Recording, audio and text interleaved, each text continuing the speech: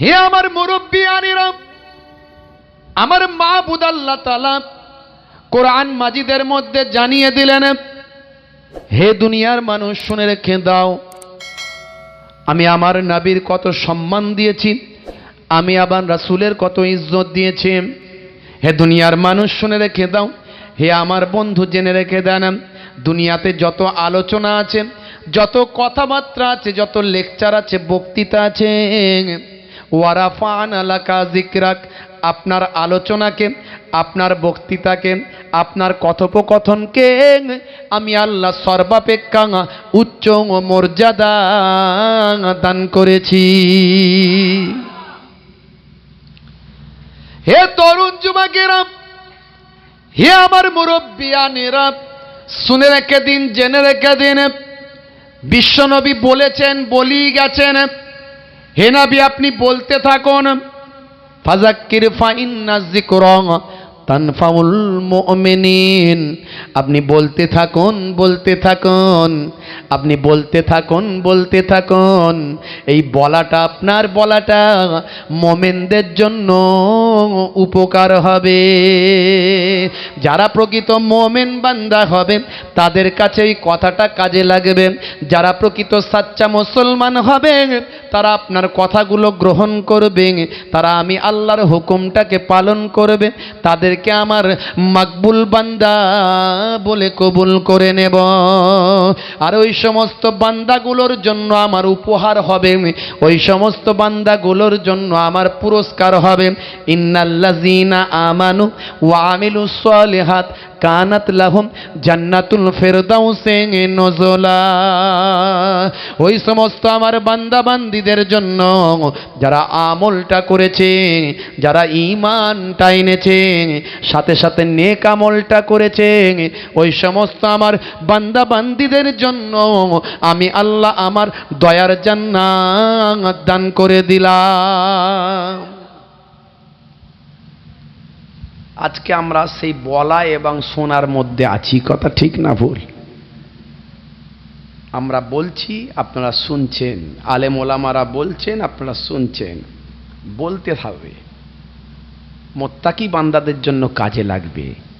আর মুত্তাকি বান্দা যদি না হয়, মুমিন যদি না হয়, সারা জীবন ধরে শুনবে কিন্তু হেদায়েত হবে না, হেদায়েত হবে না। সারা জীবন আজ শুনবে, লটারি খোল, লটারির টিকিট কেটে বড় লোক হওয়ার স্বপ্ন দেখবে, লটারি খোল, লটারির টিকিট কেটে বড় লোক হওয়ার স্বপ্ন দেখবে। গ্রামের সবচেয়ে বড় বাড়িটা আছে, ও মনে মনে ধরে রেখেছে যতদিন বাঁচবো লটারির টিকিট কাটবো, যদি একবার লেগে যায় ওই বড় বাড়ির থেকে বড় বাড়ি করব। কথা ঠিক না ভুল? লটারি কেটে কেটে জমি জায়গা সম্পত্তি সব ভিখারি হয়ে গেছে। হে তরুণ যুবকেরা, 1450 বছর আগে বিশ্বনবীর মাধ্যমে 23টা বছর ধরে 30 পারা কোরআন, 6666টা আয়াত আমার আল্লাহ তাআলা পথে ঘাটে গুহাতে রাস্তায় বিভিন্ন অবস্থায় স্থানকাল পাত্রে বিভিন্নভাবে 1450 বছর আগে 23টা বছর ধরে আল্লাহর কালামুল্লাহ পাক অবতীর্ণ করলেন। হে তরুণ যুবকেরা শুনে রেখে দেন, এই কোরআন মাজিদ নবীর হাত ধরে আসলো, বিশ্ব নবীর মাধ্যমে কোরআন মাজিদ আসলো। এই কোরআন মাজিদ নাজিল করে আমার আল্লাহ জানিয়ে দিলেন, হে দুনিয়ার মানুষ শুনে রেখে দাও, ইন্না নাহানু নাযালনা যিকরা ওয়া ইন্না লাহু লাহাফিজুন, নিশ্চয় আমি আল্লাহ এই কোরআন মাজিদ অবতীর্ণ করেছি, আর এই কোরআন মাজিদের হেফাজতের দায়িত্বটা আমি আল্লাহ গ্রহণ করেছি। ভাই, কোরআন মাজিদের কেউ অপমান করলে কোরআন মাজিদকে নষ্ট করতে পারবে? কোরআন মাজিদের অপমান করে সে শান্তি পাবে? এই জোরে বলেন না, পাবে? কোরআন মাজিদের অপমান করে শান্তি পাবে? পাবে না। নবীর অপমান করে শান্তি পাবে? পাবে না। মুসলমান আমরা বিশ্বনবীর প্রকৃত শিষ্য হতে পারিনি, বিশ্বনবীর প্রকৃত শিষ্য হতে পারিনি। তাহলে আমরা হই হই করতাম না, রাসূলের তরিকা অনুযায়ী চলতাম। হে তরুণ যুবকেরা, বিশ্বনবীকে অপমান করে কষ্ট দিয়ে তার কোনো লাভ হবে না, সে ভালো থাকবে না, সে শান্তি পাবে না। কোরআন মাজিদের অপমান করে, কোরআন মাজিদকে কষ্ট দিয়ে, কোরআন মাজিদের অসম্মান করে সে লাভ হবে না। হে তরুণ যুবকেরা, শুনে রেখে দিন বাবা, সে শান্তি পাবে না। বন্ধুরা আমার মনে রাখবেন, হে জওয়ান যুবকেরা, হে আমার বন্ধুরা শুনে রেখে দিন বাবা, জেনে রেখে দিন বাবা। হে মুসলমান একটুখানি লক্ষ্য করুন, একটুখানি খেয়াল করুন। হে জওয়ান যুবকেরা, বন্ধুরা আমার, হে তরুণ যুবকেরা, বাংলাদেশের একটা বিচ্ছিন্ন ঘটনা ঘটেছে, তাই তো নাকি? আমার কথা শোনেন না? বাংলাদেশে একটা বিচ্ছিন্ন ঘটনা ঘটেছে, সেই নিয়ে অনেক হইচই হয়েছে, অনেক অশান্তি হয়েছে। এত অশান্তির তো দরকার ছিল না, এত হইচইয়ের তো দরকার ছিল না। যে অপরাধী সে শাস্তি পাক, এটাই চাওয়া উচিত ছিল। আইনকে হাতে তুলে নেওয়া উচিত ছিল না। উত্তেজিত হয়ে প্রশাসনের উপর ভরসা না রেখে অমুসলিম হিন্দু ভাইদের দুর্গা মণ্ডপে গিয়ে আঘাত করা, ভাঙচুর করা, এটা কখনো ইসলাম শেখায়নি। শিখিয়েছে ভাই? কখনো শেখায়নি। এটা কখনো ঠিক নয়। কোরআন মাজিদকে অপমান করার জন্য, অবমাননা করার জন্য যেমন আমাদের কষ্ট হয়েছে, আঘাত পেয়েছি আমরা, আমাদের কোরআনকে এভাবে অপমান করলো, আঘাত পেয়েছি আমরা। 200 কোটি মানুষ আঘাত পেয়েছে, 200 কোটি মানুষ পৃথিবীর। তা আমাদের উচিত ছিল প্রশাসন এর যথাযথ ব্যবস্থা নিক, সে যে ধর্মের, যে বর্ণের, যে মানুষ হোক না কেন। কিন্তু কিছু মানুষ সুযোগ সন্ধানী, চক্রান্তকারী, নিজেদের চেয়ার ঠিক রাখার জন্য, নিজেদের গদি ঠিক রাখার জন্য, বাংলাদেশের ঘটনা কোনো মুসলমান ঘটায়নি, কোনো হিন্দু ঘটায়নি। কিছু বদমাইশ লোক, কিছু চক্রান্তকারী ঘটনা ঘটিয়েছে।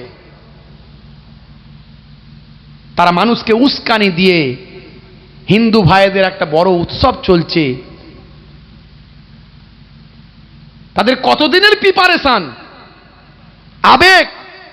ইসলাম বলেনি অন্যের ধর্মে আঘাত করো। আমাদের কোরআনের অবমাননা করেছে, আমরা তোমাদের ভেঙে ফেলবো, এই তো। এটা ইসলাম কখনো বলেনি, এটা ঠিক নয়, এটা অন্যায়। সমান দোষে দুষ্ট হয়ে গেলেন,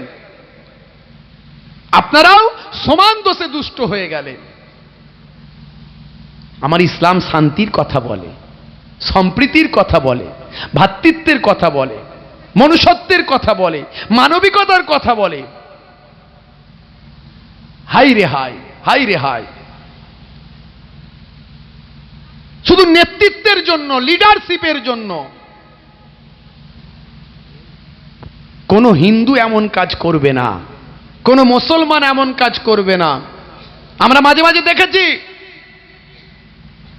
আমাদের এই ভারতবর্ষেও মন্দিরে গরুর গোশত ফেলে দিয়েছে, মসজিদে শূকরের গোশত ফেলে দিয়েছে,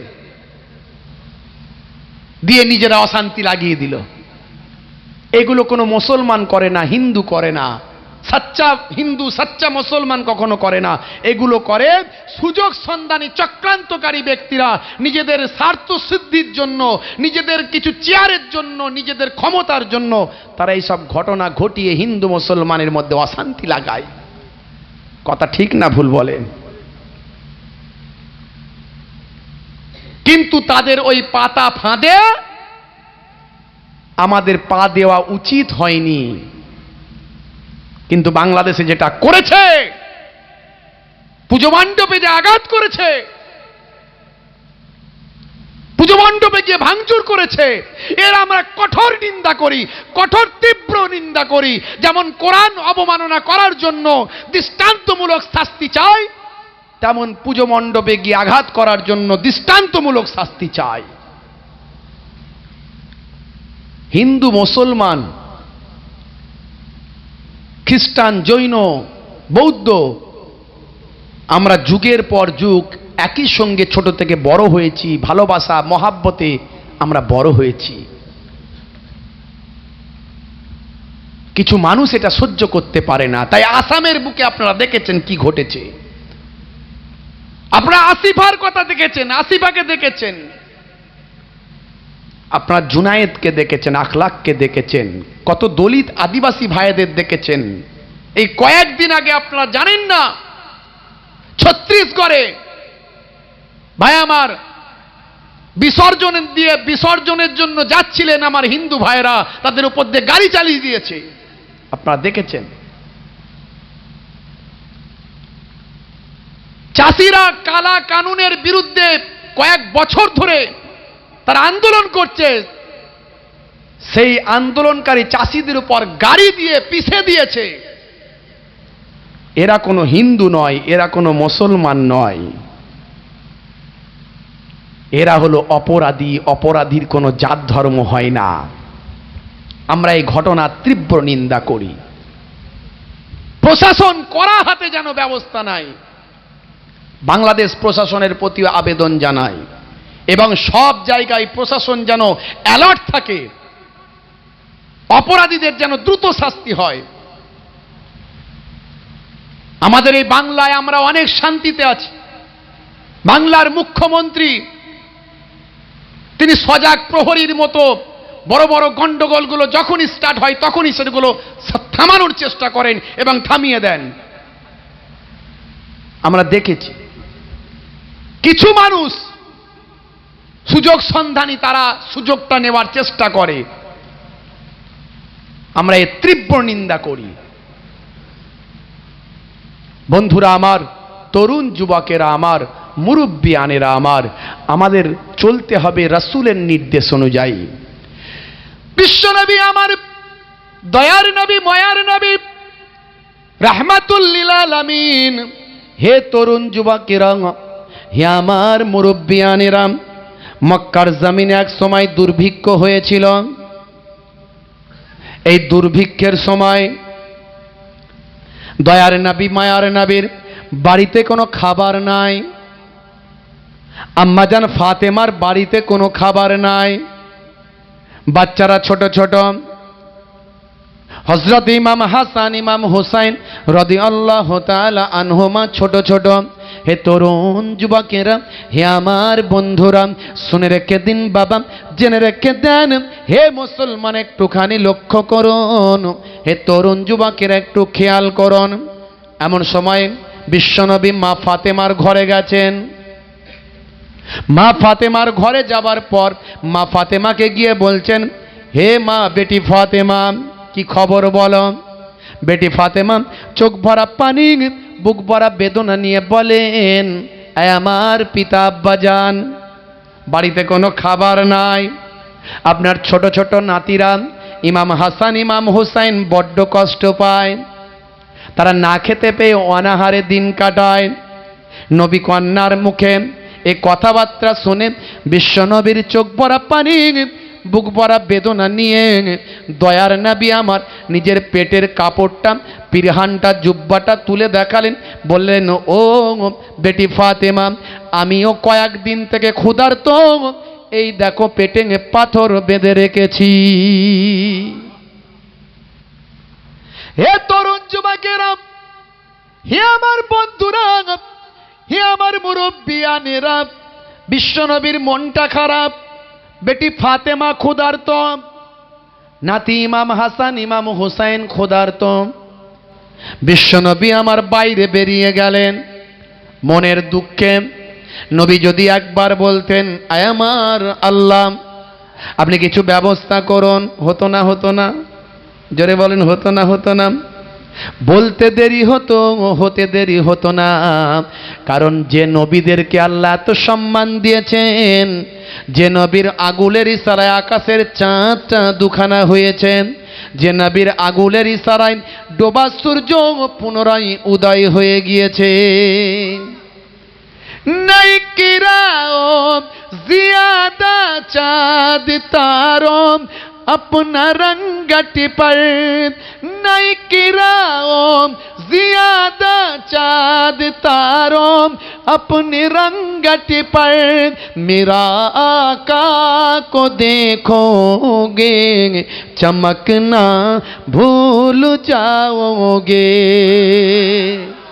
चाँद तारा रसूलेर कथा শুনেছে, শুনেছে না শোনেনি? সেই নবী যদি একবার বলতেন,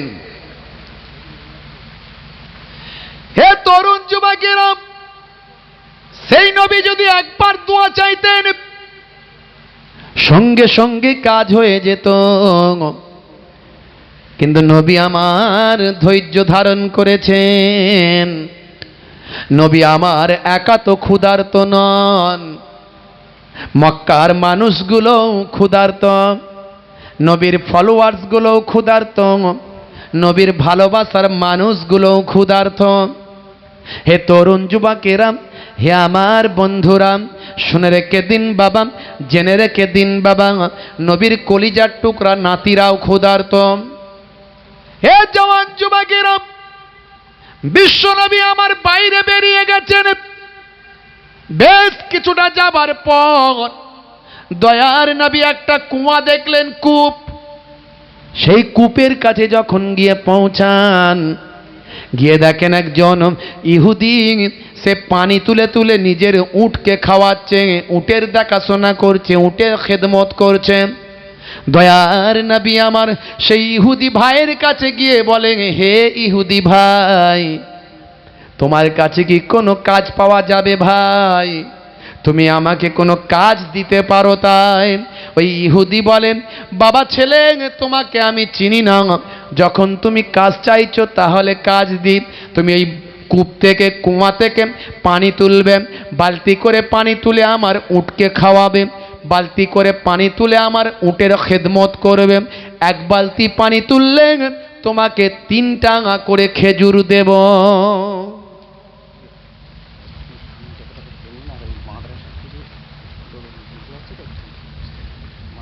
ভাইরা বলছেন একটু সামনের দিকে চলে আসতে, মানুষের একটু বসার অসুবিধা হচ্ছে, একটুখানি সামনের দিকে চলে আসেন।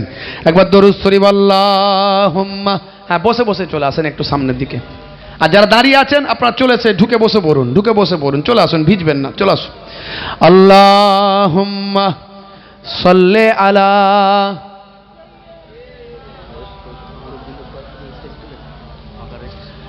স্টেজ ফাঁকা আছে, মুরব্বী কিছু মানুষ চলে আসতে পারেন, 2-5 জন 10 জন মুরব্বী সামনে চলে আসতে পারেন স্টেজে, যাদের ইচ্ছা আছে চলে আসেন, কোনো অসুবিধা, আসেন না, চলে আসেন, চলে আসেন, বসতে হবে নিচে।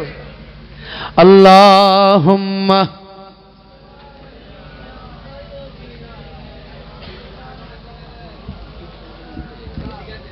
ওয়া আলা আলিহি।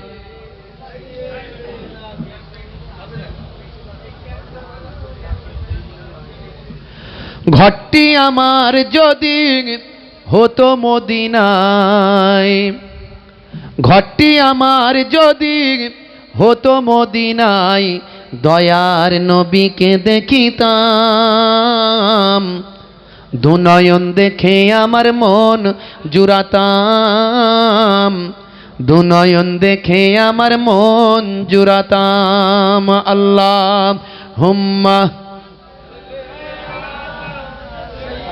এইদিকে চেয়ার দিতেন, চেয়ার দেন, এইদিকে চেয়ার দিতেন, এইদিকে গোটা কথা চেয়ার দিতেন থাকলে।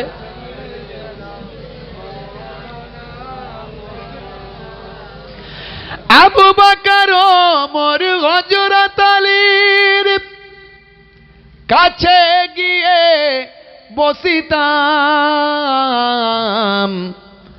দুনয়ন দেখে আমার মন জুড়াতাম, দুনয়ন দেখে আমার মন জুড়াতাম, দুনয়ন দেখে আমার মন জুড়াতাম, দুনয়ন দেখে আমার মন জুড়াতাম। আল্লাহুম্মা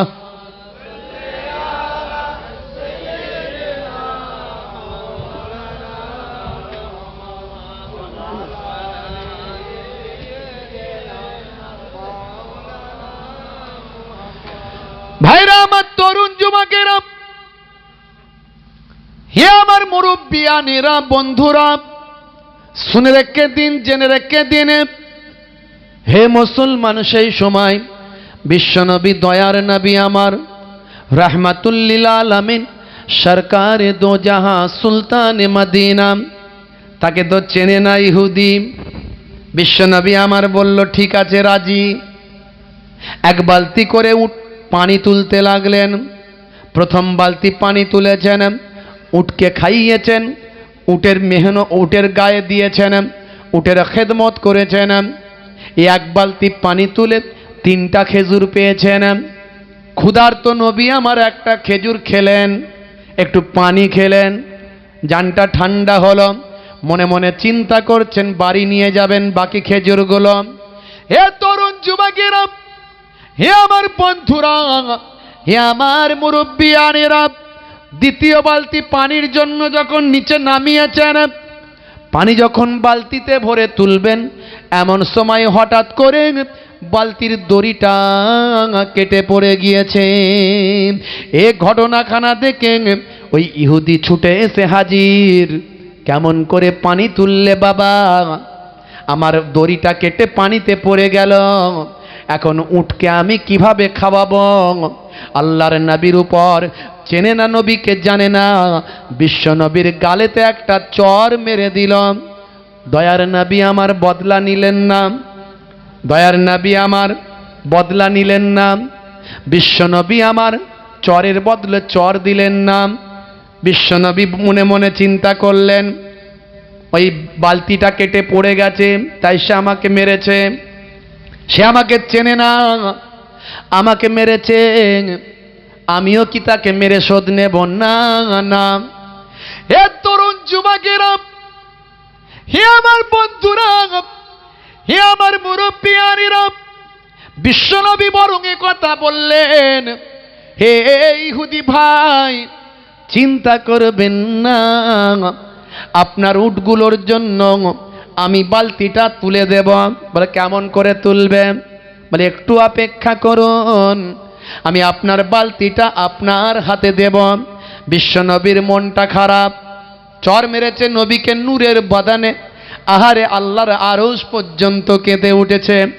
বিশ্বনবীর গালেতে চর মেরেছে, আল্লাহর আরশ পর্যন্ত রাগান্বিত হয়েছে।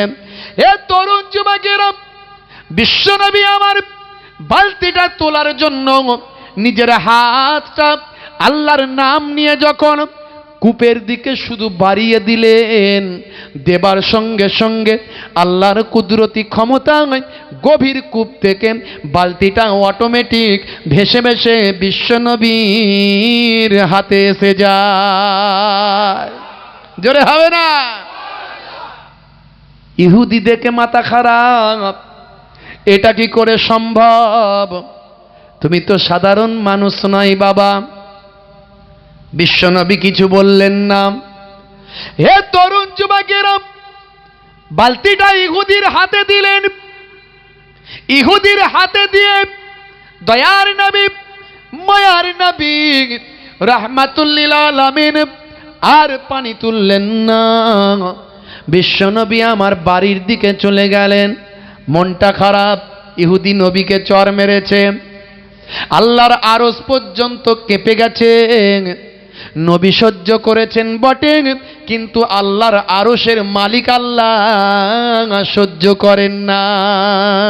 বিশ্বনবী শুধু হেঁটে চলে গিয়েছেন, আল্লাহর গজব ওই ইহুদির হাতে শুরু হয়ে গিয়েছে। অটোমেটিক ইহুদির হাতটা যন্ত্রণায় কাতর হতে লাগলো, যন্ত্রণা হাতেতে শুরু হয়ে গেল।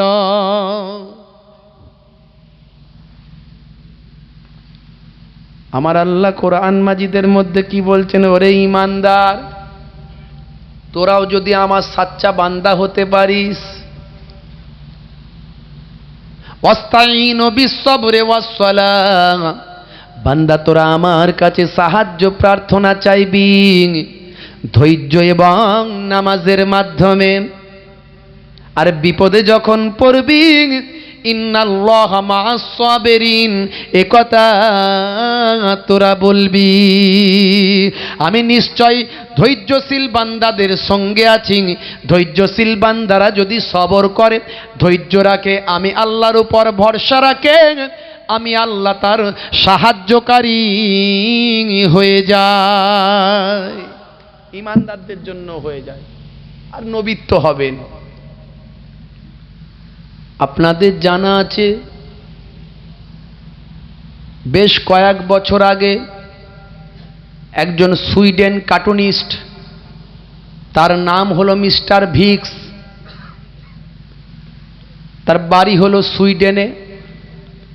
এই সুইডেন কার্টুনিস্ট বিশ্ব নবীকে নিয়ে ব্যঙ্গচিত্র করেছিল। বিশ্ব নবীকে নিয়ে বলাটা ঠিক হবে না, কারণ নবীকে নিয়ে কখনো ব্যঙ্গচিত্র করা যায় না। নবীর কোনো ছবি নাই, নবীর কোনো স্ট্যাচু নাই, নবীর কোনো মূর্তি নাই, নবীর কোনো প্রতিকৃতি নাই, বিশ্ব নবীর কোনো পিকচার নাই, তাই বিশ্ব নবীকে নিয়ে ছবি করা যায় না। তাহলে কি করেছিল না, নবীকে উদ্দেশ্য করে করেছিল, কাল্পনিক। নবীকে দেখে না, কিন্তু একটা কাল্পনিক তৈরি করেছে। হে তরুণ যুবকেরা, নাম হলো মিস্টার ভিক্স। বিশ্ব নবীর কার্টুন তৈরি করার পর সারা পৃথিবীতে আলোড়ন সৃষ্টি হয়েছিল। যুগে যুগে কুফারেরা, বেঈমানেরা, মুশরিকেরা, রাসূলের দুশমনেরা, আল্লাহর দুশমনেরা, কোরআনের দুশমনেরা মুসলমানদের জন্য শুধু ফাঁদ তৈরি করে, ফাঁদ। সেই ফাঁদেতে বাংলাদেশের মুসলমানরা পা দিয়ে দিয়েছে, ফাঁদটাই পা দিয়ে দিয়েছে। অত্যন্ত দুর্ভাগ্যজনক। ফাঁদ তৈরি করলো, ফাঁদে পা দিয়ে দিল। ওরা তো ওটাই চেয়েছিল যে মুসলমানেরা ভাঙচুর করবে, মারপিট করবে। আমাদের মাঝে মাঝে ভারতে দেখা যায়, উত্তরপ্রদেশ, ছত্তিশগড়, হাজার হাজার লোক একসঙ্গে বেরিয়ে পড়েছে, মসজিদের মিনারে উঠে গেছে, মসজিদের মিনার ভেঙে দিচ্ছে, পতাকা খুলে দিচ্ছে, অন্য পতাকা লাগাচ্ছে, আর ধ্বনি দিচ্ছে। এরা বাংলাদেশেও করলো। এই ফাঁদটা ওরা চেয়েছিল, সেই ফাঁদটাই ওরা পা দিল। ওই ফাঁদটাই না পড়ে শান্তিপ্রিয়ভাবে প্রতিবাদ আন্দোলন, মিছিল, মিটিং করা দরকার ছিল। বিশ্বের মানুষ দেখতে পেত যে বারবার কেন ইসলামের প্রতি আঘাত আসে, বারবার কোরআনের প্রতি কেন আঘাত আসে, বারবার বিশ্ব নবীকে নিয়ে কেন কার্টুন তৈরি করা হয়। ওরা বোঝানোর চেষ্টা করছে মুসলমানেরা খারাপ, এই ফাঁদটাই ফেলার চেষ্টা করছে। মুসলমান মানেই আতঙ্কবাদী, মুসলমান মানেই অপরাধী, এইটা ফাঁদটা ফেলার চেষ্টা করছে। কিন্তু মুসলমান শান্তিপ্রিয়, তাদেরকে ফাঁদে ফেলা হয়। বন্ধুরা আমার, তরুণ যুবকেরা আমার, হে আমার মুরব্বিয়ানেরা, মিস্টার ভিক্স বিশ্ব নবীকে নিয়ে কার্টুন তৈরি করেছিল। সারা পৃথিবী তোলপাড় হয়ে গিয়েছিল। সারা পৃথিবীর 200 কোটি মানুষের হৃদয়ে আঘাত লেগেছিল।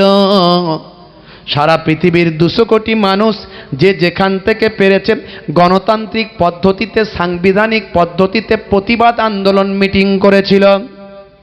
হে তরুণ যুবকেরা, শুনে রেখে দিন বাবা, জেনে রেখে দেন, সারা পৃথিবীতে এমন একটা চাপ সৃষ্টি হয়েছিল, এমন একটা চাপ সৃষ্টি হয়েছিল। সেই সময় সুইডেন কার্টুনিস্ট ফাঁদে ফেলতে পারল না, মুসলমানদের কিন্তু ফাঁদে ফেলতে পারল না, বরং সুইডেন কার্টুনিস্ট নিজেই ফাঁদে পড়ে গিয়েছিল। হে তরুণ যুবকেরা, সারা পৃথিবী থেকে এমন চাপ তৈরি হলো, সুইডেনের প্রধানমন্ত্রী বিশ্বের 22টা মুসলমান দেশের রাষ্ট্রপ্রধানদের সঙ্গে টেবিলে বসতে বাধ্য হল। হে তরুণ যুবকেরা, হে আমার মুরব্বিয়ানেরা, হে জামান যুবকেরা, সেই সময় কিছু সংগঠন পৃথিবীর বিভিন্ন জায়গার কিছু সংগঠন ওই সুইডেন কার্টুনিস্ট মিস্টার ভিক্সকে প্রাণে মারার হুমকি দিয়েছিল। এই যে প্রাণে মারার হুমকি পাওয়ার পর থেকে ওই কার্টুনিস্ট ভয়ে তখনই মারা গিয়েছিল। কিছু কম বেশি প্রায় কয়েক বছর তিনি বেঁচে ছিলেন। এই অল্প কয়েকদিন আগে তিনি আমার দেহরক্ষীদের নিয়ে, মিলিটারি পুলিশদের নিয়ে এই কত বছর ধরে তিনি বেঁচে ছিলেন। বছরের পর বছর মিলিটারি ফোর্স নিয়ে তিনি বেঁচে ছিলেন।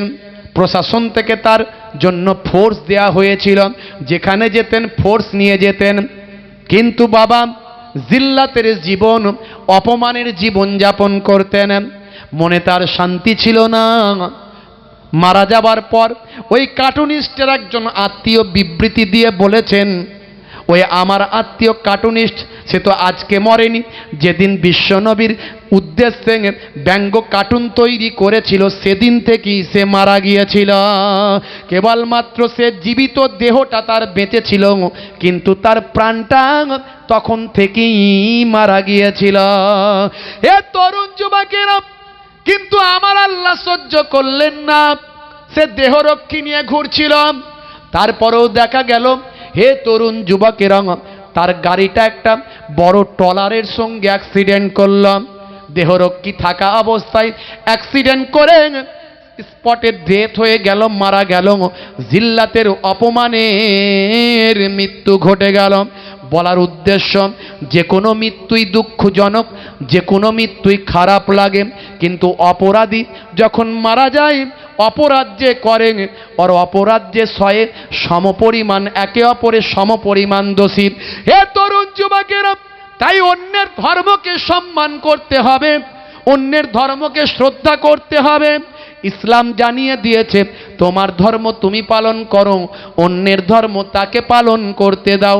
তুমি অন্যের ধর্মের কাউকে গালাগালি করো না, কারণ সেও তোমার ধর্মকে গালাগালি করবে। আমরা নবীর সুন্নতটাকে ঠিকভাবে মানতে পারলাম না। বিশ্বনবী, দয়ার নবী, রাহমাতুল লিল আলামিন, তাকে কষ্ট দিয়ে কেউ শান্তি পাবে না। ইহুদির হাতে যন্ত্রণা শুরু হয়ে গেল। হে তরুণ যুবকেরা, এমন যন্ত্রণা চালু হয়ে গেল, এমন ব্যথা শুরু হয়ে গেল, ইহুদির কোনোভাবে আর ব্যথা কমে না। ব্যথা আর কমছে না, কোনো ট্রিটমেন্টে কাজ হয় না, কোনো রকম মেডিসিনে কাজ হয় না, কোনো চিকিৎসা কাজে লাগে না। যন্ত্রণা বাড়তে শুরু করেছে, এত বাড়তে শুরু করেছে, শেষে আর যখন কোনো উপায় নাই, ওই ইহুদি কি করেছেন, নিজের হাত দিয়ে অপর হাতটা কেটে ফেলেছে। সহ্য করতে পারে না, অসহ্য যন্ত্রণা, এর থেকে কেটে ফেলায় মনে হয় কম হবে যন্ত্রণা, তাই সে নিজের হাত নিজে কেটে ফেলেছেন। ওই কাটা হাতটা নিয়ে ঘুরে বেড়াচ্ছে। যে মানুষটাকে চর মারার পর থেকে আমার হাতের ব্যথা শুরু হলো, যে মানুষটা কুয়াতে হাতটা দেওয়ার সঙ্গে সঙ্গে বালতিটা ভেসে উঠল, সেই মানুষটা সাধারণ কোনো মানুষ নয়। একমাত্র সেই মানুষটার কাছে গেলে আমি শান্তি পেতে পারি। বিশ্বনবীর সন্ধান করতে লাগলো, খুঁজতে শুরু করলো। কয়েকদিন কেটে গেল। খুঁজতে খুঁজতে খুঁজতে খুঁজতে দয়ার নবীকে পেয়ে গেল। ওই কাটা হাত নিয়ে বিশ্বনবীর সামনে গিয়ে কাকুতি মিনতি করে বলতে লাগলো, শুনেছি তুমি তো বাবা মোহাম্মদ, আমি তোমাকে বুঝতে পারি নাই, আমি তোমার সঙ্গে খারাপ ব্যবহার করেছি, আমি তোমাকে চর মেরেছি। এই দেখো বাবা মোহাম্মদুর রাসূলুল্লাহ সাল্লাল্লাহু আলাইহি ওয়াসাল্লাম, যে হাত দিয়ে আমি চর মেরেছিলাম, সেই হাত আজ কেটে ফেলতে বাধ্য হয়েছি। বিশ্বনবী দুঃখ পেলেন, বিশ্বনবী ব্যথা পেলেন। আহারে, আমার জন্য একটা মানুষের হাত কাটতে হয়েছে। বাবা, ওই হাতটা দেখি তোমার। হাতটা নিলেন, কয়েকদিনের পুরানো হাত, বিশ্বনবী আমার নিয়ে ওই পুরানো হাতটার ব্যথায় আমার ব্যান্ডেজ খুলে দিয়ে সেখানে লাগালেন, লাগিয়ে দোয়া পড়ে ফুঁক দিলেন। দেবার সঙ্গে সঙ্গে দয়ার নবীর দোয়া করতে সময় লেগেছে, কবুল হতে সময় লাগে না। বিশ্বনবীর দোয়াতে তৎক্ষণাৎ ইহুদির কাটা হাত জোড়া লেগে যায়। জোরে হবে না? এটাই হলো নবীর আদর্শ, এই হলো রাসূলের আখলাক। এই আখলাক আমরা মানুষের কাছে তুলে ধরতে পারি না, এই চরিত্র আমরা মানুষের কাছে তুলে ধরতে পারলাম না। অত্যন্ত দুঃখজনক ব্যাপার আমাদের জন্য। মুসলমান গোস্ত খেয়েছে, মিলাদুন নবী করেছে, জুম্মার দিনে 2 রাকাত নামাজ পড়েছে, মসজিদ থেকে বেরিয়ে পকেট থেকে ঘড়ি বেরিয়ে ধরিয়ে ফোঁস করে টান দিয়ে গোল করে ঘুরিয়ে থু করে উড়িয়ে দিয়েছে। রাত্রে 9টা বাজলে চানাচুর ভাজা নিয়ে মুরগির কষা দিয়ে পুকুরের পাড়ে নদীর ধারে 2-4 ঘোঁট মেরে ঢক ঢক করে খেয়ে নিয়ে বলে জান শান্তি হয়ে গেছে। সকাল হলো, মুসলমানের ছেলেগুলো সব বাঁশতলা, গাছতলা, পুকুরতলা, ঝাঁপতলায় গিয়ে মোবাইল অ্যান্ড্রয়েড ধরে শুধু গুলি করছে, ঢিডি ঢিডি ঢিডি ঢিডি ঢিডি ঢিডি চলছে। এই তো মুসলমানের সংজ্ঞা। 6 থেকে 36 মুসলমান করে দিয়েছে নিজেদের জীবন ফিনিশ। দেখবে যত বাঁশতলা আর গাছতলা চলছে সেটা ফ্রি ফায়ার আর পাবজি খেলা। কথা ঠিক না ভুল? অত্যন্ত দুঃখজনক ব্যাপার।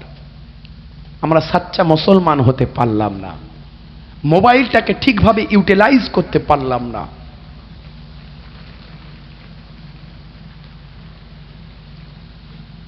মোবাইলের ভিতর ছিল আপনার কোরআন মাজিদের অনুবাদ, অর্থ, উচ্চারণ। একবারও খুঁজে দেখলাম না, আগ্রহ কোনোদিন জন্মালো নি যে আমি তো কোরআন মাজিদ আরবিতে পড়তে পারিনি, বাংলায় পড়ি না, দেখি না 2টো সূরার মধ্যে কি আছে। হুজুররা তো এত বলে কোরআন কোরআন কোরআন, কোরআনের মধ্যে কি আছে?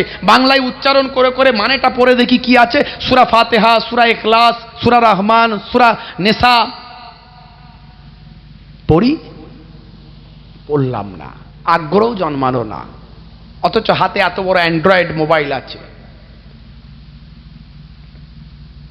সারা জীবন ধরে 2টো সূরা মুখস্থ করতে পারলাম না, নামাজ কিভাবে পড়তে হয় সেই মাসলাগুলো জানতে পারলাম না। মোবাইলে একটা অ্যাপস লোড করলেন, বাংলায় সব পেয়ে গেলেন, একবারও ভাবলাম না। অত্যন্ত দুঃখজনক ব্যাপার, বেদনাদায়ক ব্যাপার। যে নবী নবী নবী নবী করি, যে নবীর এত শান, এত ইজ্জত, এত মান, সেই নবীর কি ছিলেন, তার জন্ম বৃত্তান্তটা কিভাবে, কোথা থেকে কি হলো, তার আখলাক, চরিত্র, তার কার্যনামা, তার কাজ, তার পদ্ধতি, তার সোশ্যাল এডুকেশন, তার সব কিছু জানার দরকার। নবীর একটা জীবনী বই একটা মোবাইলে ডাউনলোড করে নি, বাংলায় মাঝে মাঝে বাসে ঘাটে চলতে ফিরতে পড়ে একটু শেষ করে দেবো, চটি বই। করলাম না, আগ্রহ জন্মালো না। রাত দিন হোয়াটসঅ্যাপ, ফেসবুক চ্যাট করছি, এটা করছি, ওটা করছি। ভালো কিছু সংবাদ যেটা সমাজের জন্য কাজে লাগবে, সমাজের মানুষ পেলে উপকার হবে, সেটাকে একটু শেয়ার করি, সেটাও করলাম না। হাই রে হাই, কি করলাম মুসলমান। হে তরুণ যুবকেরা, বড় দুঃখ করে বলেছিলেন একজন প্রাক্তন রাষ্ট্রপতির নাম তার মিস্টার শঙ্কর দয়াল শর্মা। বড় দুঃখ করে বলেছিলেন, ऐ मुसलमानों ये तुमने क्या किया। কোরআন মাজিদ সম্পর্কে বলতে গিয়ে তিনি একজন হিন্দি কবি, আবার প্রাক্তন ভারতবর্ষের রাষ্ট্রপতি, বুঝতে পারছেন? আফসোস করে বলেছিলেন, ऐ मुसलमानों ये तुमने क्या किया। अमल की किताब थी, दुआ की किताब बना दिया। अमल की किताब थी, दुआ की किताब बना दिया। पढ़ने की किताब, समझने की किताब थी, पढ़ने की किताब बना दिया। इल्म की किताब थी, ला इल्मों का हाथ थमा दिया। दस्तूरे कायनात का दर्स देने आई थी, मदरसों का निसाब बना दिया। मुर्दा कौमों को जिंदा करने आई थी, मुर्दों का बक्साने पे लगा दिया। ऐ मुसलमानों, ये तुमने क्या किया? কে বলেছিল? এই ভারতবর্ষের একজন প্রাক্তন রাষ্ট্রপতি, নামটা শুনে রাখুন, নাম হলো মিস্টার শঙ্কর দয়াল শর্মা। তিনি একজন হিন্দি কবি। তিনি বলছেন এলএম কি কিতাব থি, দোয়া কি কিতাব বানা দিয়া। এটা এলএমের কিতাব রে, জ্ঞানের কিতাব। এই কোরআন মাজিদটা পড়বি, জ্ঞান অর্জন হবে, জ্ঞানের কিতাব। তোরা এটাকে দোয়ার কিতাব করে দিলি। যত কিছু দোয়া শুধু এখান থেকে খুঁজে খুঁজে বের করছিস, এই দোয়াটা পড়লেই হবে, ওই দোয়াটা পড়লেই হবে। হায় হায় হায় হায় হায়।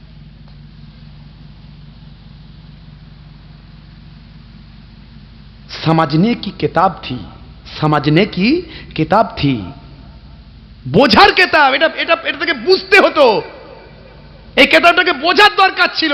समझने की किताब थी, पढ़ने की किताब बना दिया।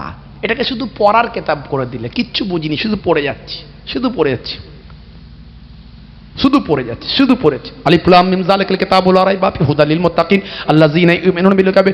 পড়তে পড়ছে পড়ছে পড়ছে পড়ে যাচ্ছে পড়ে যাচ্ছে, কিচ্ছু বোঝে না। আমাদের কি আছে, কি বললো, কিচ্ছু বুঝলো নি। समझने की किताब थी, पढ़ने की किताब बना दिया।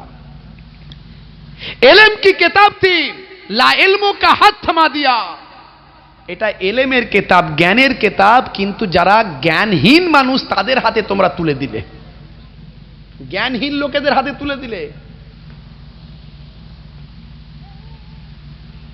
दस्तूर कायनात का दर्स देने आई थी, दस्तूर कायनात का दर्स देने आई थी, মাদ্রাসা का निसाब बना दिया।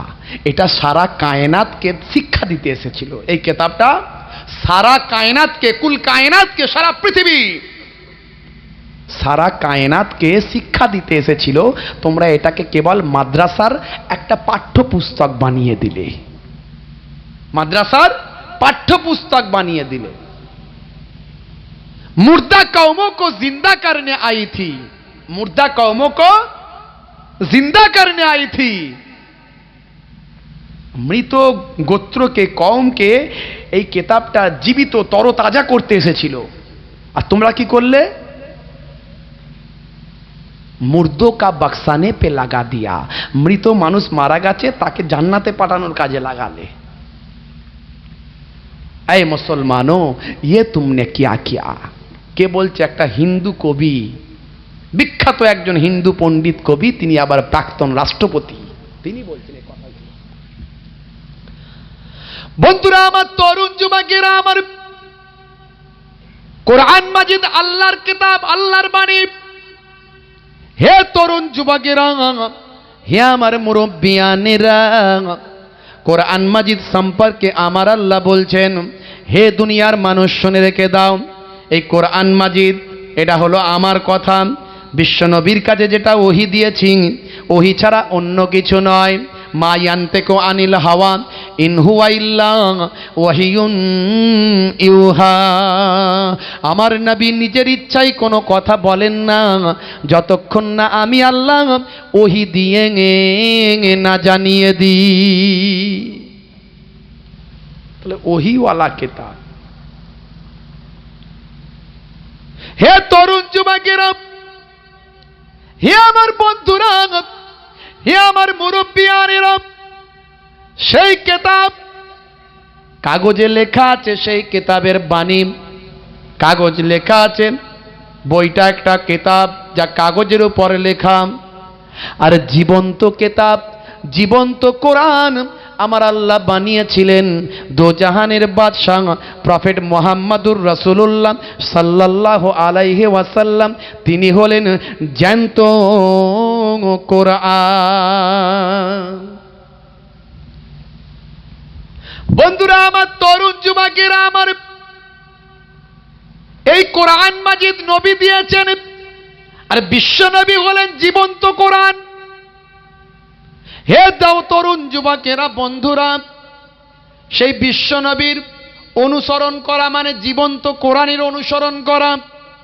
বিশ্ব নবী আপনাকে আমাকে শিখিয়ে দিলেন, ওরে আমার উম্মত রে, আমাকে আল্লাহ যা দিয়েছে আমি তোদের দিচ্ছি, তোরা নিয়ে নে।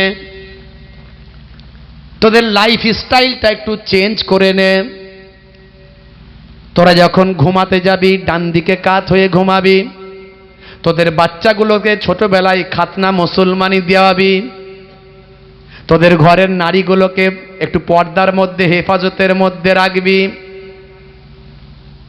তোদের মধ্যে স্বামী স্ত্রীর মহাব্বত ভালোবাসা বজায় রাখবি।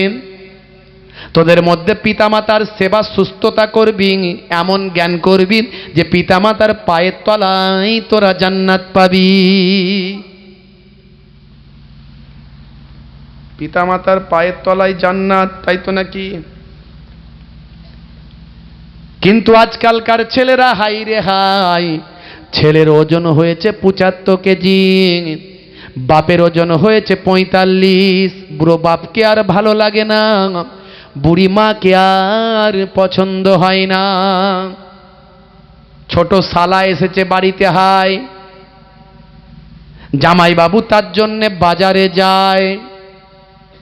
স্ত্রী ভালোবেসে তার স্বামীকে বাজারে পাঠায়। হাইব্রিড রসগোল্লার কোল্ড ড্রিঙ্কস থামস আপ দই যেন আনা হয়। ছোট শালা বাবু এসেছে তাই ভালোবেসে বোন তার গুজে গুজে খাওয়ায়। খা ভাই খা, খা ভাই খা, বড় রোগা হয়েছিস তাই, অনেক দিন পর তোকে দেখতে পাই, মনটা আমার তোর জন্য কত খারাপ হয়। গুজে গুজে গুজে গুজে হাইব্রিড রসগোল্লা খাওয়াই। হাই রে হাই, হাই রে হাই, ওদিকে বসে আছে 70 বছরের বুড়ো শ্বশুরটা, একটা হাইব্রিড রসগোল্লা তার দিকে যায় নাই। আছে না নাই? সেই বাপ মায়ের তলায় পায়ের তলায় জান্নাত পাওয়া যায়। পাবে ভাই, মুসলমান ঘরের ছেলে পাবে, এইরকম ছেলে হলে পাবে না। বন্ধুরা আমার, তরুণ যুবকেরা আমার, বিশ্বনবী শিখিয়ে দিয়েছিলেন যখন তোমরা পোশাকটা পরবে যেন তোমাদের নেসফুস সাত হয়, হাঁটুর নিচে পর্যন্ত হয়। আমার আপনার ঘরের ছেলেরা মাঝে মাঝে পাঞ্জাবি পরে, প্যান্ট শার্ট পরে। মাঝে মাঝে যখন পাঞ্জাবি পরবেন, পাঞ্জাবিটা নেসফুস সাত পরবেন, হাঁটুর নিচে পর্যন্ত পরবেন। আর যখন পড়বেন নিয়ত করবেন রাসূল বলেছেন তাই পড়ছি, রাসূলের সুন্নত বলে তাই পড়ছি। মনে রাখবেন রাসূলের সুন্নত বলে যদি পড়া হয়, নেসফুস সাত পোশাকটা আপনার সুন্নতের সওয়াব পাওয়া যায়। মাঝে মাঝে বাড়িটা ঘরটা ঝাড়ু দেবেন। ওয়াকুমুল বাইতা, ঘরটা মাঝে মাঝে ঝাড়ু দেবেন। বিশ্বনবী বলেছেন বলে ঝাড়ু দিচ্ছি, এ কথা চিন্তা করে যদি ঝাড়ু দেওয়া হয়, ঘরটা পরিষ্কার হয়, স্ত্রীর সঙ্গে ভালোবাসা মহাব্বত বেড়ে যায় না কমে যায়? আপনি ঘর ঝাড়ু দিলে স্ত্রী ভালো বলবে না খারাপ বলবে? বলেন একটু হ্যাঁ হুদান। ভালো বলবে না খারাপ বলবে? ভালোই বলবে। মহাব্বত বেড়ে যায়, ঘরটা ঝাড়ু দেওয়া হয়। আরে মনে মনে চিন্তা করবেন রাসূল বলেছেন তাই, ওই ঘরটা ঝাড়ু দেওয়াতে ভাই আমার স্ত্রীর সঙ্গে ভালোবাসা বেড়ে যায়, আর সুন্নতের সওয়াবটা নামাজ আমলে লিখে দেওয়া হয়। হে তরুণ যুবকেরা, এরকম অনেক উদাহরণ আমি দিয়েছি, বেশি উদাহরণ দেব না।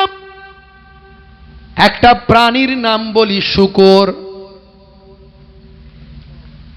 আমার আল্লাহ কোরআন মাজিদে এই প্রাণীটার নাম বলেছেন, ইন্নামা হাররামা আলাইকুমুল মাইতাতা ওয়াদ-দামা ওয়া লাহামাল খিনজির। খিনজির মানে হলো শূকর।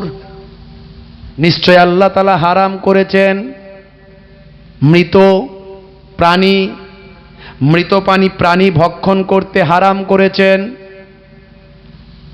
প্রবাহিত রক্ত খাওয়া হারাম। আর আল্লাহ বললেন ওয়ালাহামাল খিনজির, শূকরের গোশত খাওয়া আমি আল্লাহ হারাম করে দিলাম। যদি ইতিহাস সার্চ করেন আপনি দেখতে পাবেন আসমানি কিতাব ঐশ্বরিক বাণী যেগুলো নবীদের উপর নাজিল হয়েছিল, অনেক সহিফা ছোট কিতাব এসেছেন, বড় কিতাব 4টে। তার মধ্যে ভাই আমার একটা হলো ঈসা নবীর উপর ইনজিল, মুসা নবীর উপর বলেন বলেন তাওরাত, তাই তো নাকি? দাউদ নবীর উপর জাব্বুর, আর আপনার আমার বিশ্ব নবীর উপর আল কোরআন অবতীর্ণ হয়েছে। হে তরুণ যুবকেরা, এটা যেহেতু আল্লাহর নির্দেশ, এটা হলো আল্লাহর আদেশ, তাই আসমানে এই 4টে কিতাবই আমার আল্লাহ তাআলা এই শুকরের গোশত খাওয়া বান্দার হারাম করেছে। জোরে হবে না? কেন হারাম করলেন? তার তো কিছু কারণ আছে। আমি এর আগে অনেক বলেছি, আপনি ডান দিকে কাত হয়ে ঘুমাবেন, এর মধ্যে সায়েন্স পাবেন, বিজ্ঞান পাবেন, বলেছি। কারণ সায়েন্স বলছে ঠিকই তো, বাম দিকে থাকে হার্ট। মানুষের নিদ্রাটা হচ্ছে ছোট মৃত্যু, হোঁশ থাকে না। ঘুমের ঘরে অনেকে ফুটবল খেলে, খেলে না? খেলে না? মেসি হওয়ার ইচ্ছা ছিল। ও আচ্ছা, একটু তুলতে হবে। আপনাদের কষ্ট হচ্ছে নাকি? শেষ করে দেবো? একটু হ্যাঁ হু দেন সবাই। না ঠান্ডার রাত তো, তাড়াতাড়ি বিছানায় গেলেই ভালো হয়। বেশি লম্বা চওড়া করব না, খুব সংক্ষেপে ছোট করে। কত বাজছে? দরুদ শরীফ আল্লাহুম্মা। টাইম কত হলো? 12:15। আচ্ছা,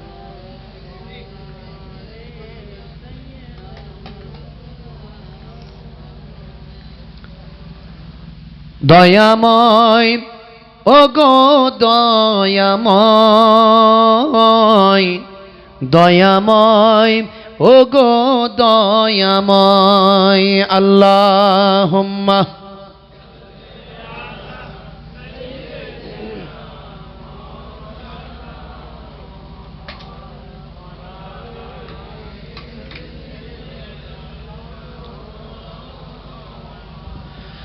ক্ষমা করে দাও তুমি আজ আমায়, পাপের সাগরে পড়ে আছি। তোমার নামে শুধু গান গেয়ে যাই, বেদনার কণ্ঠে ডাকি। সব হারিয়ে তোমার কাছে যাব চলে একদিন, সব হারায়ে তোমার কাছে যাব চলে একদিন। সেই দিন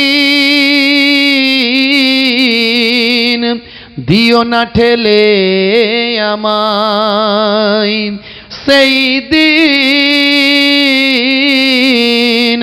দিও না ঠেলে আমায়, দয়াময় ওগো দয়াময়, দয়াময় ওগো দয়াময়, আল্লাহুম্মা।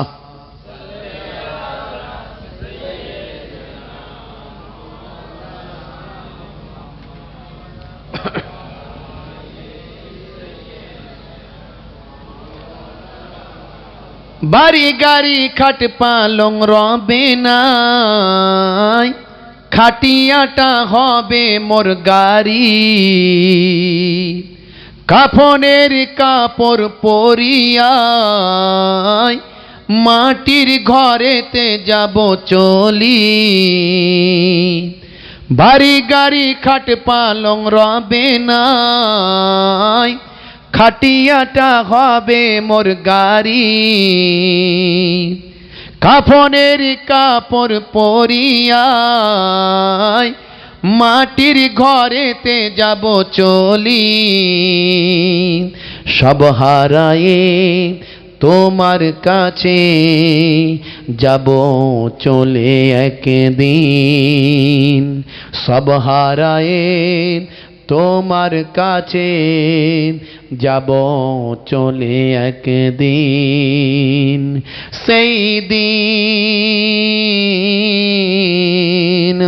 দিও না ঠেলে আমায়, সেই দিন দিও না ঠেলে আমায়, দয়াময় ও গো দয়াময়। আল্লাহুম্মা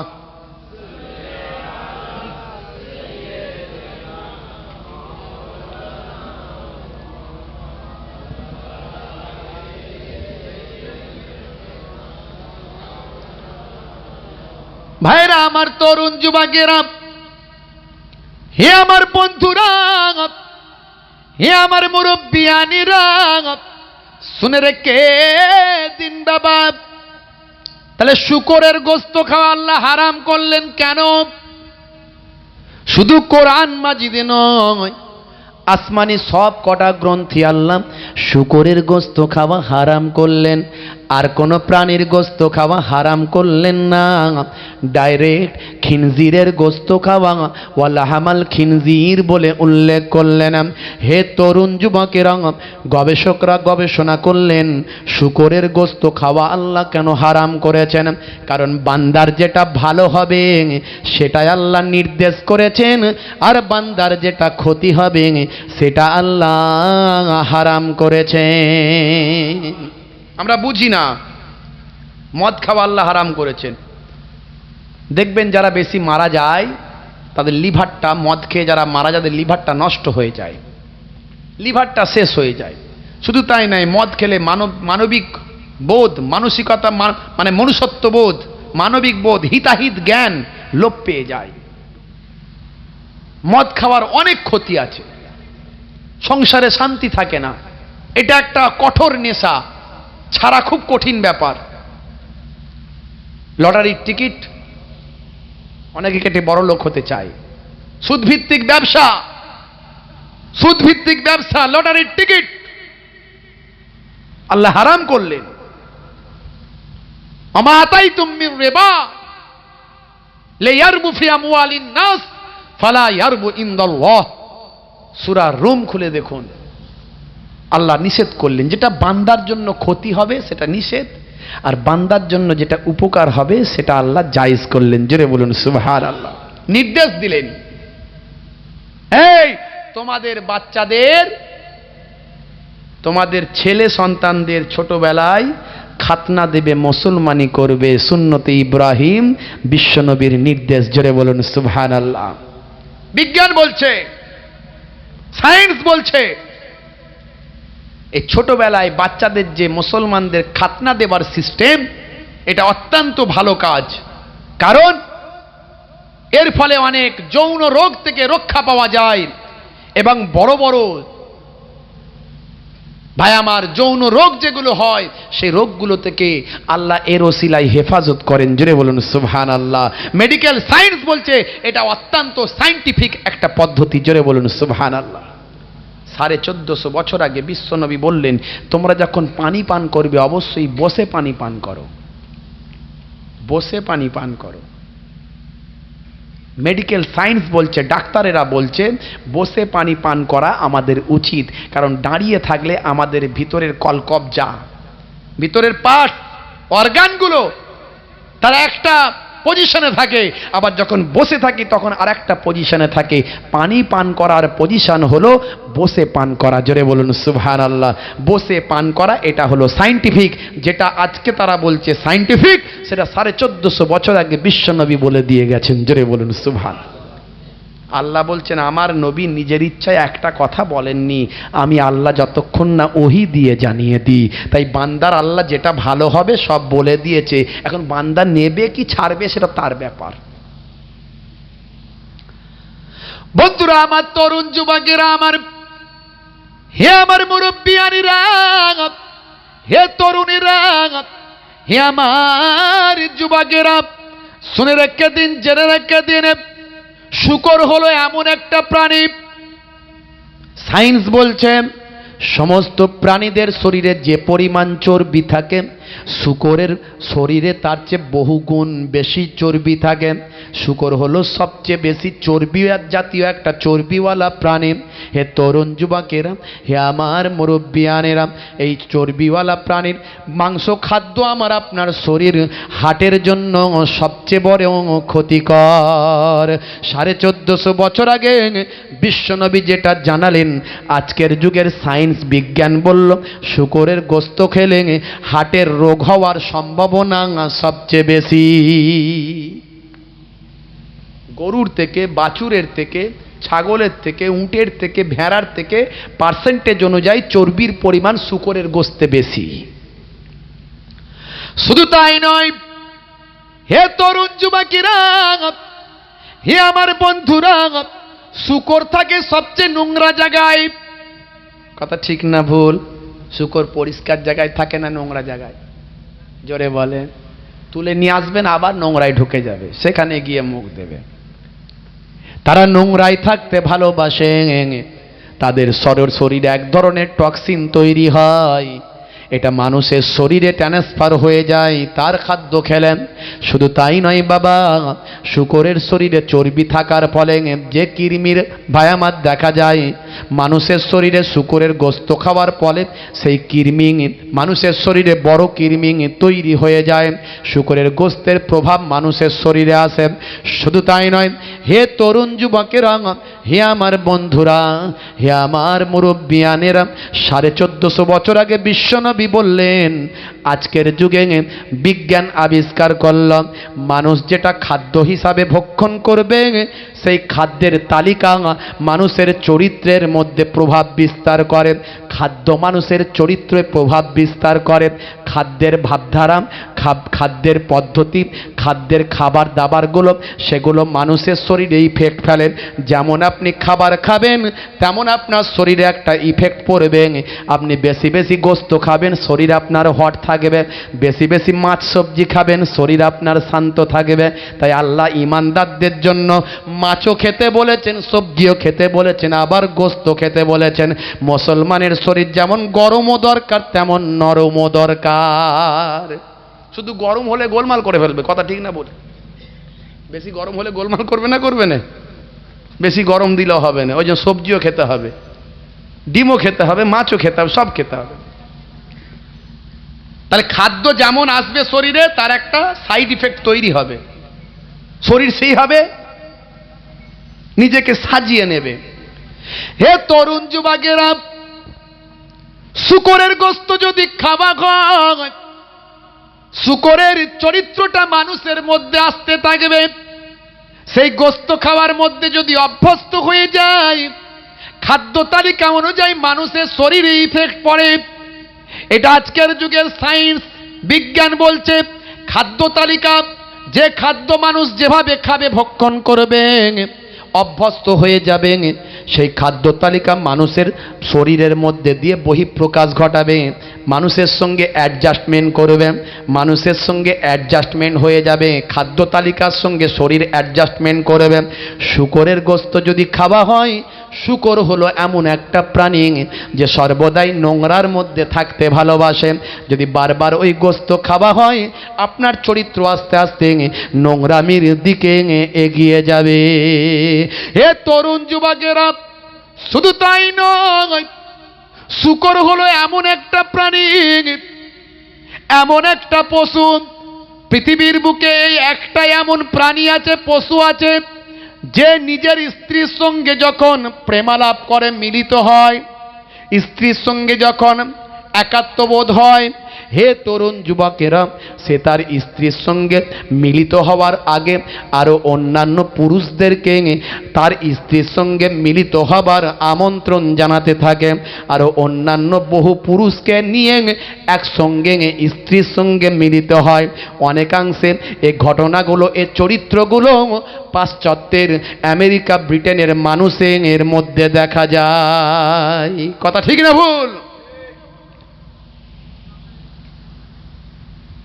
আজকে মুসলমান চিন্তা করে দেখুন, একটু ভাবুন, আমার আল্লাহ হারাম যেটা 1450 বছর আগে করলেন, আজকের যুগে হুবহু সব মিলে যাচ্ছে।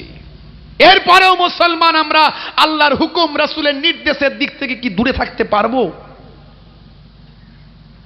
কতদিন আপনি বেঁচে থাকবেন? কতদিন বেঁচে থাকবেন? মানুষ মারা যাওয়ার 24 ঘন্টা পর, মানুষকে কবরস্থ করার 24 ঘন্টা পর, কবরে ঢুকিয়ে দেওয়ার 24 ঘন্টা পর আপনার আমার পেছনের দরজা দিয়ে পেটের ভিতরের শরীরে অনেক আমাদের ভালো পোকা মন্দ পোকা আছে, ভাই আমার সেই পোকাগুলো বেরোতে শুরু করবে। হাই রে হাই, কত দামি মানুষ আপনি, কত টাকাওয়ালা মানুষ, কত শক্তিশালী মানুষ, কত বড় লিডার, কত বড় জমিদার, যদি মানুষের মতো মানুষ হয়ে যান। আহারে, ভিডিও ভাইরাল হয়েছে, দেখেছেন কুদ্দুস আলী, আসামের ধুপড়ি। কুদ্দুস আলীর ডেড বডিটা নদীর ভাঙনে বেরিয়ে গেছে, মানুষজন খুঁজে খুঁজে হাই রে হাই সেখানে গিয়ে হাজির। কার কার কার মুরব্বীরা এসে বলছে এটা সাধারণ কোনো মানুষের নয়, আমাদের এলাকার সবচেয়ে ভালো মানুষ ছিল। আহারে, ইনি আজকে মারা যাননি, 32 বছর হয়ে গেছে। 32 বছরের ডেড বডিটা, মানুষের শরীরটাকে পোকায় খাওয়া তো দূরের কথা, কাফনের কাপড়টাও কাটতে পারেনি। জোরে হবে না? আহা, জমিন मैली नहीं होती, जमन मैला नहीं होता, जमीन मैली नहीं होती, जमन मैला नहीं होता, मोहम्मद के गुलामों का कफन मैला नहीं होता। জোরে হবে না? জোরে হবে না? কষ্ট হচ্ছে আপনাদের?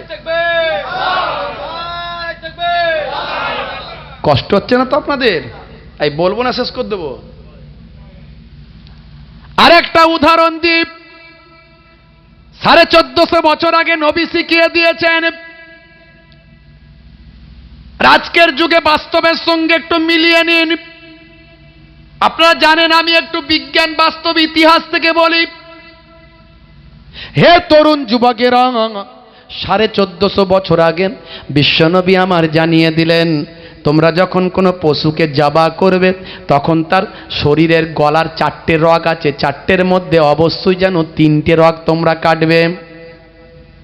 হুলকুম বলা হয়, হুলকুম আরবিতে নামগুলো, মারি, এগুলো সব ওই নালীগুলোর নাম। খাদ্য নালী, শ্বাস নালী আছে না, নাক দিয়ে যাচ্ছে শ্বাস, মুখ দিয়ে যাচ্ছে খাদ্য, এসব আলাদা আলাদা নালী আছে, 4খানা নালী। এর নাম হলো হুলকুম, আর একটার নাম হলো মারি, আর দুদিকে দুটো আছে, এই দুটোকে বলা হয় সাহারগ। সাহারগ। বন্ধুরা আমার, তরুণ যুবকেরা আমার, বিশ্বনবী জানিয়ে দিলেন এই 4টে নালীর মধ্যে 3টেকে অবশ্যই কাটতে হবে এবং অপেক্ষা করতে হবে যতক্ষণ না সারা শরীরের রক্তগুলো বেরিয়ে যায়, প্রাণীটা যতক্ষণ না মারা যায়। এই পদ্ধতিতে যদি জবাই করো, আল্লাহর নাম নিয়ে জবাই করবে, আল্লাহ ব্যতীত অন্য কারো নাম নিয়ে জবাই করলে তোমার জন্য সেটা খাওয়া বৈধ নয়। আল্লাহর নাম নিয়ে জবাই করবে, এই 3টে রগ 4টের মধ্যে কাটলে তবে সেটা জবাই বলে গণ্য হবে, তবে সেটা হালাল হয়ে যাবে। অনেক সময় দেখা যায় এদিক থেকে কেটে ধর আলাদা করে দিল, কল্লা আলাদা করে দিলাম, ওদিক থেকে এক কোপ মারলো, ধর আলাদা কল্লা আলাদা করে দিলাম, পশুটা তরপাতে তরপাতে সঙ্গে সঙ্গে মারা গেলাম। 1450 বছর আগে বিশ্বনবী আমাদের যে সিস্টেমটা শেখালেন, আজকের যুগের বিজ্ঞান সেটা কি সার্টিফাইড করে দিল। ওইটাই হচ্ছে সঠিক সায়েন্টিফিক, ওই পদ্ধতিটাই হলো জেনুইন। সার্চ করুন, খবর নিন, জিজ্ঞাসা করুন। বলেন কি করে? বন্ধুরা আমার, তরুণ যুবকেরা আমার, আপনারা আমার এই ঘাড়ের ওপর থেকে কোমরের নিচে পর্যন্ত একটা লম্বা কর্ড আছে, লাঠির মতো আছে, এটাকে আমরা বলি স্পাইনাল কর্ড। অনেক সময় যখন পশুটা ভাই আমার জবাই করার পর মুসলমানের ছেলে তো ধৈর্য কম। আল্লাহ বলছেন ধৈর্যশীলদের সঙ্গে আমি আছি, আর আমরা হয়েছি তার উল্টো, তাড়াতাড়ি ক্যাঁচা মেরে এখুনি ছাড়ি, এখুনি খেয়ে ফেললে ভালো হয়। বলে ওই দেরি হচ্ছে, তাড়াতাড়ি খোঁচা না, দেখ দিনই রক্ত বেরোচ্ছে না, খোঁচা। এই খুঁচিয়ে খুঁচিয়ে এমন খোঁচালো স্পাইনাল কর্ডটা কেটে দিল। স্পাইনাল কর্ডটা কেটে দেওয়া মানে মানুষের ভাই আমার ওই পশুটার মাথা থেকে দেহটা আলাদা হয়ে গেল। কারণ ওই কর্ডটাই হলো আসল, যে কর্ডটা মাথা থেকে দেহটাকে জুড়ে রেখেছিল, সম্পর্ক তৈরি করে রেখেছিল। স্পাইনাল কর্ড যখন কেটে দিলেন তখন দেহ আলাদা, মাথা আলাদা হয়ে গেল। হয় আপনি ধর থেকে আলাদা করুন আর নাই করুন, ভিতর থেকে সেটা কেটে দিয়ে দুটুকরো হয়ে গেল। হে তরুণ যুবকেরা, সায়েন্স বলছে, বিজ্ঞান বলছে, মেডিকেল সায়েন্স বলছে, যখন কোনো পশুকে যে কোনো দিক থেকেই এক কোপে বা পুরোটাই কেটে দেওয়া হোক না কেন, স্পাইনাল কর্ড যদি কেটে দেওয়া হয় সঙ্গে সঙ্গেই পশুটার হার্টটা ব্লক হয়ে যায়, হার্ট অ্যাটাক করে, হার্ট ব্লক হয়, হার্ট ব্লক হয়ে হার্ট অ্যাটাকে মারা যায়। বেশি দেরি হয় না, তাড়াতাড়ি মারা যায়। আর হার্ট অ্যাটাকে মারা যাবার ফলে তার শরীরের রক্তগুলো গোস্তের সঙ্গে জমতে শুরু করে দেয়। যে গোস্তটা, যে মাংসটা, ওই গোস্তটা মানুষের শরীরে গেলে ওটা অবশ্যই ক্ষতিকারক ভাই। তাই সাইন্টিফিক ভাই আমার, দোস্ত আমার, সায়েন্স বলে দিল, বিজ্ঞান বলে দিল, জবা করার পদ্ধতিটা বিশ্বনবী যেটা শিখিয়েছেন এটা হলো বিজ্ঞানসম্মত। জোরে হবে না, জোরে হবে না। আমাদের ধৈর্য ধরতে হবে, যতক্ষণ না ওই নালি দিয়ে পুরো শরীরে রক্ত বের হয়ে আর গোস্তের সঙ্গে রক্ত জমে যাবার কোনো অবকাশ না থাকে, ততক্ষণ সময় দিতে হবে। প্রাণীটার রুহটা বেরিয়ে যাবে আসানির সঙ্গে, তারপর আপনি কাজ করুন। আর তার আগে খোঁচাখুচি করলেন, আপনি ভাবছেন জবাই হলো, কিন্তু ভিতর থেকে স্পাইনাল কর্ড কেটে গিয়ে ওই পশুটা মার্ডার হয়ে গেল, হত্যা হয়ে গেল, ওটার জবাহ থাকলো না। কথা বুঝতে পারছেন বন্ধুরা? আমার তরুণ যুবকেরা, কথা বলবো। তাহলে এই যে কথাগুলো আমাদের শিখিয়েছেন, কে শিখিয়েছেন? জোরে বলেন, কে শিখিয়েছেন? আল্লাহ শিখিয়ে দিয়েছেন। কার মাধ্যমে? বিশ্বনবীর মাধ্যমে। বান্দার যেটা উপকার হবে সেটা আল্লাহ বলে দিয়েছেন এটা করো, আর বান্দার যেটা ক্ষতি হবে সেটা আল্লাহ বলে দিয়েছেন এটা করো না। কিছু মানুষ কোরআন থেকে ভুল বের করার চেষ্টা করে, তারা না জেনে ভুল বের করার চেষ্টা করে। এমন অনেকগুলো উদাহরণ আমি দিতে পারবো, এমন অনেক উদাহরণগুলো দিতে পারবো। যেমন কোরআন মাজিদে জুলকারনাইন বলে একজন নবী এবং বাদশাহ, তিনি যেতে যেতে এমন এক সমুদ্র, নদীর পারে, সমুদ্রের পারে গেলেন, যেখানে গিয়ে তিনি দেখছেন যে সূর্যটা পানিতে ডুবছে। সূর্য পানিতে ডুবছে। তিনি তার বক্তব্যটা দিয়েছেন, এই যে সূর্য পানিতে ডুবছে এটা কোরআনে পেয়ে গেল। যারা কোরআনের দুশ্মন, যারা আমরা বলি কোরআন বিজ্ঞানসম্মত, যারা বলে এটাকে মিথ্যা প্রমাণিত করতে চাই, তারা আপনার আমার কাছে এসে বলে এই তো জুলকারনাইন তোমাদের একজন নবী, তোমাদের একজন বাদশাহ, সে বলছে সূর্য পানিতে ডুবছে।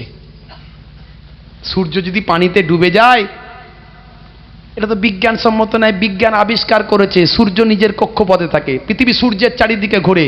আর সূর্য চন্দ্র, আগে বলতো সূর্য পৃথিবী সূর্যের, আগে বলতো ভাই আমার সূর্য পৃথিবীর চারিদিকে ঘোরে, পরে বললো পৃথিবী সূর্যের চারিদিকে ঘোরে। তাহলে বিজ্ঞান পরিবর্তনশীল, যখনই গবেষণা উন্নত হচ্ছে তখন থিওরি চেঞ্জ হয়ে যাচ্ছে।